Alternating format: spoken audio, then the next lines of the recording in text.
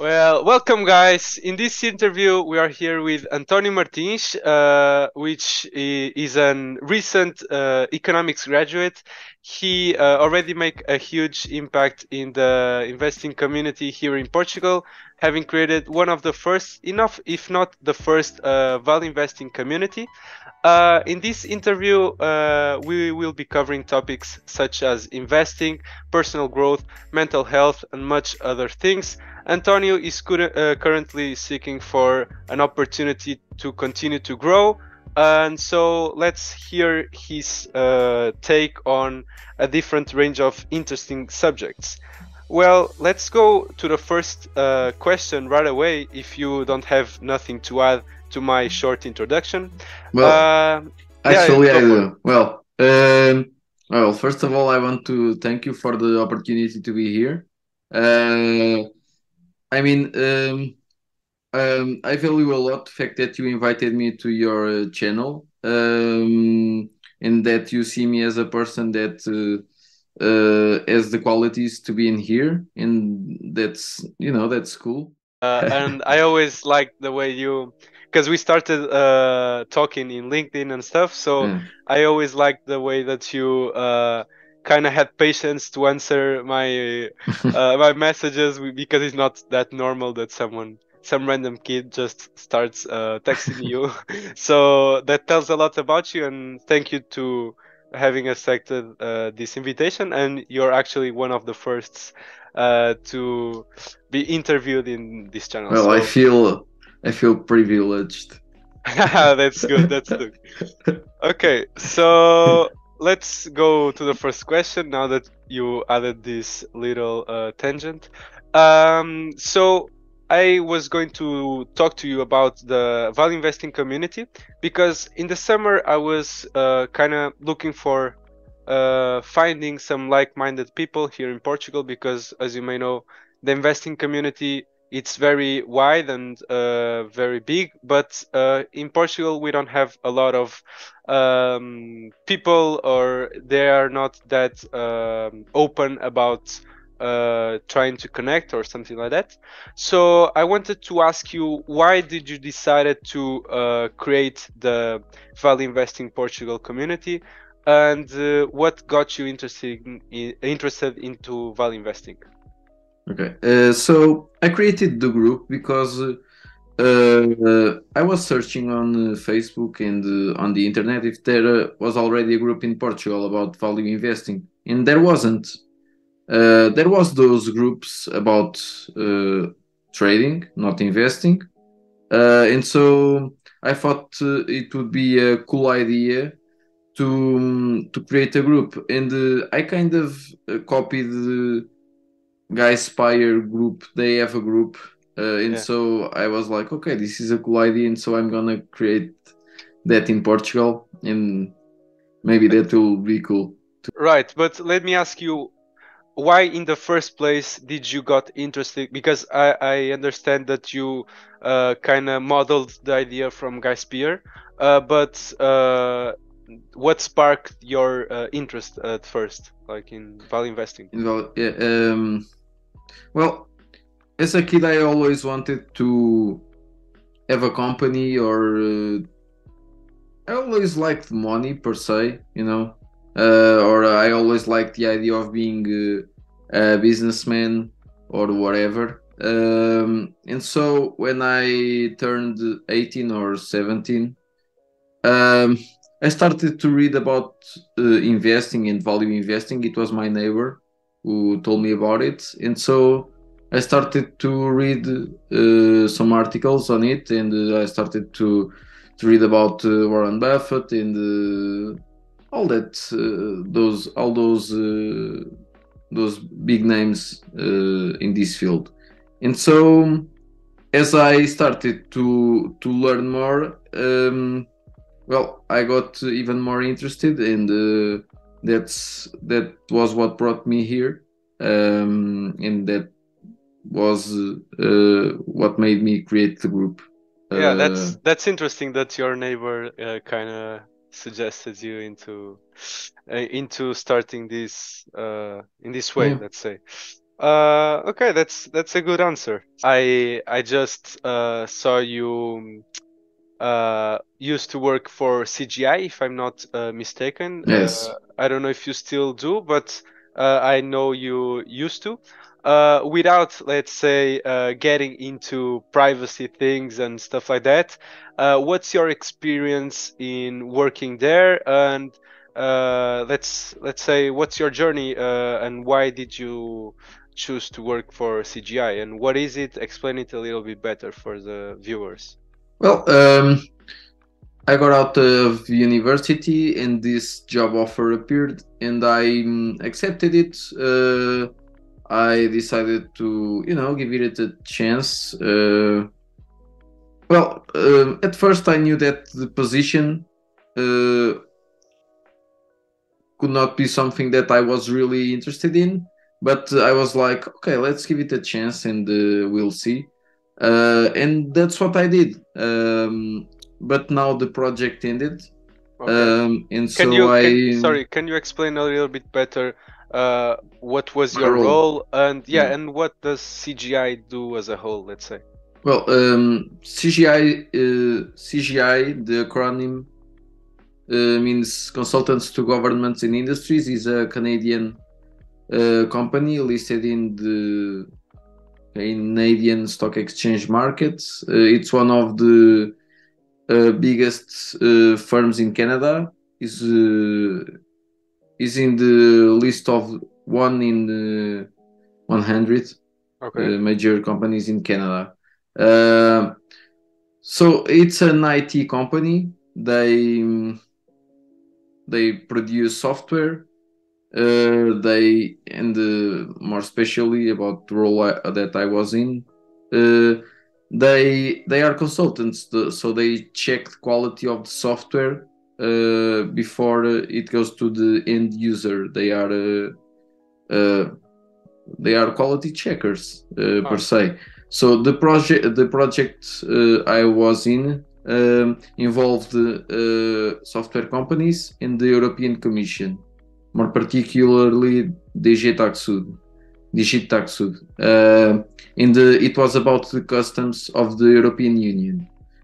So they had to keep all the softwares up to date, and so they needed to improve the software to make the customs and all the systems integrated, and in order for them to work well, they needed to do that. And what was happening, it was that before the software went into the European Commission, it would have to go to CGI. We were the middle guy per se, and our engineers would check the quality of that software. Reports would be produced, and the team I was in would only check the quality of those reports. okay. So our team we were in charge of the quality of those reports, and that they would comply with all the rules that have been established, and blah blah blah, and all of that. I Well, I see, I think you see. got the The main the idea, yeah, picture. Yeah. we got it. And did you told me, okay, let's give it a chance, let's give it a try. Did you what was the main conclusion about that experience? Did you enjoy it? Did you bring you some value or how was it? Well, um, in Lisbon, the life is expensive, Right. as is in Porto. Mm-hmm. So for someone who lives there, maybe getting a job there when they start is a good idea. But for someone who doesn't live there, maybe it's not such a good idea. So in a financial perspective, it was not very good because the wage was not that great. Yeah, and I mean, even though, well, I'm a down to earth person, Mm-hmm. so I don't like to work for the curriculum. Right. It's good to have a curriculum, but it's better if you have money. So, uh, so I think it's the most important thing. And in the end, it's not all. but there's a big part that's about that. It's about the Right. money. Well, I mean, while working in CGI, it was good because I learned how to deal with some time constraints. You would have to finish those tasks on time. Um, I I kind of learned how how how to position myself inside of a group.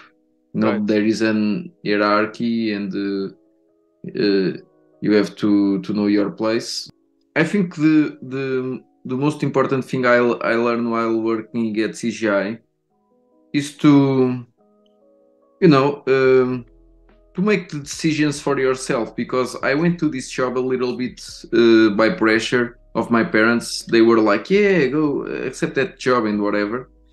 And I think the most important thing is, in the end, it's you make the decisions. And if you let anyone make the decisions in your life for you, then you may not turn out well, because you are the only person who knows what you want. And even you may be mistaken in what you want, but you know you cannot let others decide for you. Even if you fail, okay, you get back and then Yeah. you try At again. least was You know? your failure, Yeah, not. exactly. And Yeah. you will learn. You will learn if it's you making the choices. If there is another person make choices for you, you will never learn. And Right. so I think that's important, and that was my big. I would say that was my big achievement in these past months, on a more psychological perspective. Yeah, that's a good point that you touched in, and I agree 100% with you. So yeah, as I was saying, now that you shared this experience, let's go into a more funny question, which is, what is an unusual habit or thing that you just love to do and you really can't go out without it? Well, I love to drive my car. I Okay, mean, I can, I love cars. right. I love driving fast, even though I don't drive fast all the time. Like in 90% of the time, I don't drive fast. But Mm-hmm. in those 10%, I like to Feel to the floor it. adrenaline. Okay, I Yeah, see. I love cars. I think this weekend I made like 200 kilometers per day, just Wow. going around, and like going at 80 kilometers per hour in the highway, just enjoying the ride. And yeah, Yeah. I love driving my car and just Would you going around. say one of your dreams is to kind of buy a fast car or something like For that? sure. For Yeah. sure. What would it be? What brand? Do you know already? Well, there are a lot of cars that I like. Okay, I'm just gonna mention three. Okay, sure. Well, I like the Rolls-Royce Phantom or Ghost. Okay, One of those. that's a It's good it's pick. pretty cool. Yeah. I love the Audi RS7, Okay, and the black version. It's yeah. so cool, that car. Um, and I think the Ferraris are Okay. pretty cool too. There are some that they just have the power, the See. drivability of them in high speeds is amazing, and you can go at high speeds and have a huge handle on the car, All and that's right. pretty cool. Yeah, you knew that this is a fun fact because mohnish pabrai actually invested in Ferrari. Yeah, I know. And when he sold, I think he sold somewhere after the spin-off from Ferrari to with Fiat Chrysler and stuff, Yeah. and he actually bought a Ferrari for himself as a, let's say, as a Yellow reward. Ferrari. Yeah, I think Yeah. so. I think so. That's a funny thing. You could kind of try to model that thing from him. If you like cars, that's a good idea. What is one of the best or most worthwhile investments you've ever made? It could be something like actually an investment in a company or something like that, or just a cool gadget that you just loved, and it doesn't need to be expensive, just someone that something that really it's a good investment, or a book or Okay. something like But I'm going to speak about an investment I made. Let me just add something here. that. Right. Usually, well, I went to this interview to an investment firm, Okay. and the guys were like, "Okay, so tell me what was your investment history and whatever." And usually, a guy wants to stand out, and he will just say the things where he won, right?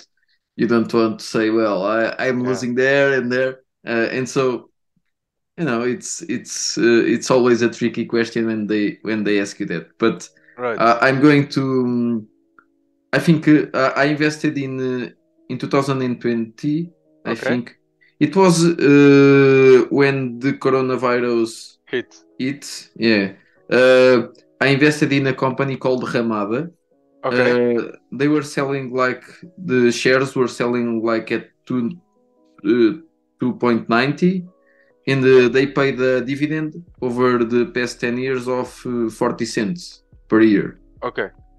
I see. And the book value per share was much higher than the 2.90 that the shares were selling. Right. The price per share was bigger, or was close to 2.90 per share. So in the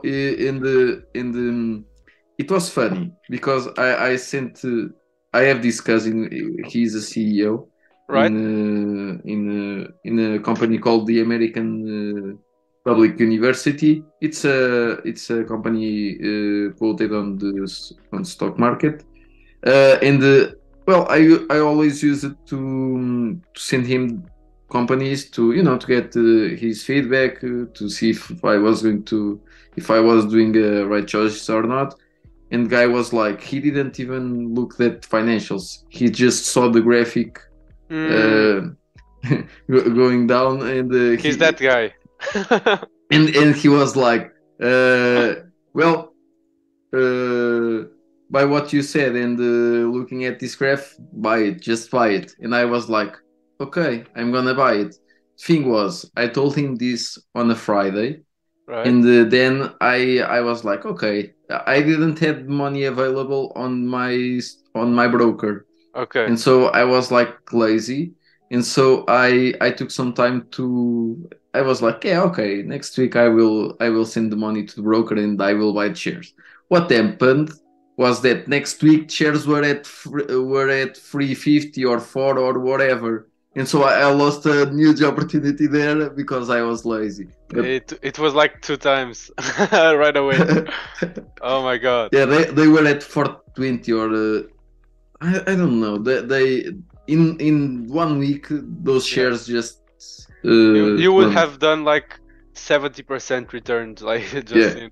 Yeah, that's crazy. that was I saw that and I was like, yeah, this is a very good opportunity. Yeah. And did And you ended up the other buying? investors, sorry. Did you ended up buying or what? Yeah, I ended up buying, but I had profits, but it was not That's good. the profit. Yeah, it was not that good, and and the thing is, though, the other investors saw that too, like I saw, and they bought it, and so I lost my opportunity. Yeah, Well, and that's what that's a. happens with good opportunities. If you don't buy right away, they will just Yeah, I guess a lesson go we could instant. extrapolate from that is like once you have Don't be lazy. yeah, once you have the decision made, then go forward. That's funny, man. But yeah, you still have much time to find other opportunities, so that's a good one. I like that story, Yeah. and there's a lesson also for me. So whenever I make a decision, I will buy and have my money in my broker. So yeah, that's good. Okay, some people really have difficulty into saying no. I don't know about you, but let me hear what's your take on saying no. And in the last 5 years, what were you better at saying no? Let's say, for example, parties or I don't know, waste of time. What did you learn to say no more frequently? Well, up until now, I was very bad at saying no. Okay, uh, that's why that's why I stood more time than I wanted in CGI. Maybe that's why I didn't stop studying while I was taking my bachelor degree, because I wasn't liking that much. I think there is a right time for everything. That's what I learned from those experiences. I think there's a right time for everything. And there in that time, I think the time was not perfect. But as I told you, I'm going to do this master in finances okay, if everything goes well, and it's because I really want to, right. um, and if you are doing something you don't like, then you are, Wasting your time. you are gonna end up being depressed or with anxiety and all of that BS, and it's just sad living that way, because everything in life will bother you. Will be, and it's just not worth it. If you are doing something you don't like, then Yeah, you are gonna be a sad person. Just I'm not going to mention names, but right. just for you to get a picture of the reality in Lisbon, I know a lot of. I had this friend. He was taking a master's in Lisbon. All of his friends were taking antidepressives Mm, in his class. All of his that's not friends, good. and they were taking for a lot of time, and they are still taking them. Right. Um, I mean, for me, that's just crazy. And even though a psychologist may help you get out of those problems, what I think that helps you the most is to change your reality. Right. Those guys don't need antidepressants. They just need to get out of there. You are trying to force yourself into something you don't like, then you are going to live like that, and you are gonna need to go to the psychologist and to take medication, and that's not a way to live, and that's not healthy. And and seeing people with 20 years already using those drugs like that, it's It's sad sad. to see. And in Lisbon that happens a lot, because I felt it while I was there in Lisbon. I think that happens a lot because um, people, um, it's not like in Porto. People are very happy. They are all friends, and they speak all to each other. In Lisbon is a bit different. People, they do not trust in others so easily. They take more time, they whatever, and so they end up being more closed. And Okay. in the because of that, they end up being more lonely, and because of that they end up taking antidepressants and all of that kind of things. And it's just sad, that reality. Yeah, And I it's see. not it's when you see people like you just with this age taking taking that to feel good, it's not good. And unfortunately I knew a lot of people that were doing that, Right. Yeah, and it's the that's problem of this generation. I see that. I see that. And yeah, and mental stuff, it's kind of like let's say I like a lot this quote from Warren Buffett. He says like don't save your sex for old age. And that's kind of saying why would you um like postpone your happiness? So Exactly. why can't you be happy right now doing things that you enjoy? And yeah, that's an interesting lesson, and I didn't knew that reality. Maybe I guess that your experience is it's valuable in that aspect, and I really wanted to praise you because there's people that see those realities and just accept it as like Yeah, their reality. the normal. Yeah, Yeah, the normal, and and they continue you doing get that. used to it. You get used to it, and you Yeah, feel like that's normal. I'm not saying like people that are sad are abnormal. No, don't get me wrong, but I'm saying that it's not normal to notice that you are sad and still thinking that that's normal. yeah, So, because they don't know any other reality. They grew up on that, and they think that's how life is. well, okay, now that we've covered a lot of topics, I would want to ask you, what do you see yourself doing in 5 to 10 years? You mentioned you want to go for a master's, and after that, do you have an idea? Do you not know? What's your... Well, I was thinking in an international career, because the quality of life in Portugal, it's very difficult for people that live in here because, well, as I already said, salaries are low, and I think the good opportunities are more outside in the Central Europe, maybe America, North America, and yeah, I was expecting to have to go outside. Well, what do you see yourself doing when you're 80 and retired? I mean, like when you don't have any need for any extra money or something like that. What would you do at that age as a job, for example? So I'm going to ask you that one. What will you do as a retired 80-year-old man for a job? Well, maybe investing like Okay. Warren Buffett Yeah, that's good. That's a good until one. I'm 90 something. Yeah, he's actually Charlie Munger is 99, and the annual meeting of Daily Journal came out a few days ago, and he's so sharp, man. I like the only thing I ask is that I get to that age with Not like that mind. Yeah. sharpness. Yeah, that's so incredible. And I feel like the secret for their longevity too is doing something they really like and being surrounded by people they love too. So that's a Yeah, big lesson. that's the most important thing. Well, I was I just wanted to add that yeah, because when you don't do something you like, you will try to compensate in other ways. There are some guys that take medication. There are some guys that just want to go out to nightclubs and see if they get lucky. There are some guys that try to drink until they fall down.